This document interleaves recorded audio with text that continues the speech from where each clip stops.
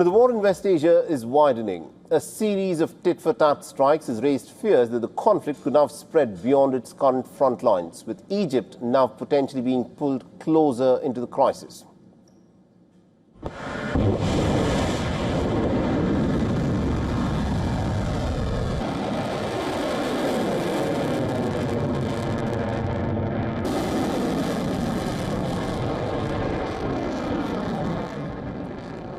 In the latest development, Iran's Islamic Revolutionary Guard Corps has said that it launched an attack targeting Jordan's Al-Azraq airbase.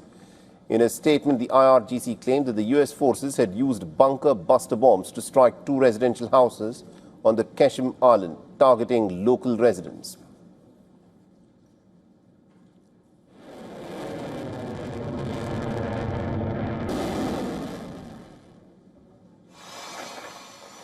The response from Iran came after the US military announced that it had carried out a heavy wave of strikes against Tehran.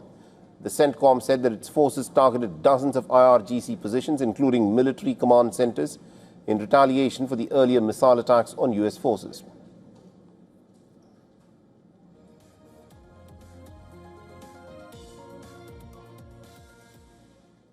Iranian media has reported that the strikes hit areas around the Qeshm Island and several cities in Khuzestan province, including in places such as Abadan. But now, the war has begun spreading into some new areas. A US-owned gas storage tanker and a Greek-owned tanker at Egypt's Mediterranean port of Damietta was reportedly hit by a drone. And Egypt's petroleum ministry has confirmed that a fire broke out at the port, but did not mention a drone attack. No group has claimed responsibility for the incident yet. Now, here's a clearer way to understand the chain of events that has unfolded in recent days. The pattern follows a familiar cycle. Washington has increased military action, while Tehran has responded by targeting US interests and its regional partners. And that pattern is played out again when the United States and Saudi Arabia carried out strikes against Iran-backed Popular Mobilization Forces positions in eastern Iraq.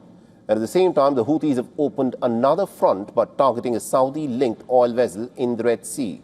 And now a separate drone incident near Egypt has added another dimension to the crisis, raising concerns that more countries could be drawn into the conflict. Now, analysts believe that each side is using attacks and defense maneuvers to show strength, believing that the battlefield momentum or successful defense brings better terms at the negotiating table. The United States is also using strikes to force concessions from Iran, while Tehran must retaliate to show that it still has enough military prowess left to force its demands. Now, Iran has also tightened its grip on global energy shipping, using the Houthi forces to choke off the key maritime routes in the Bab el-Mandeb. It's also holding on to its biggest leverage, that is the control of the Strait of Hormuz. On Thursday, Iran's Revolutionary Guards said that 2 oil tankers that were attempting to transit the strait with US support turned back after one of them caught fire. And Iran has kept control of the Hormuz since the outbreak of the war. For all the latest news, download the WION app and subscribe to our YouTube channel.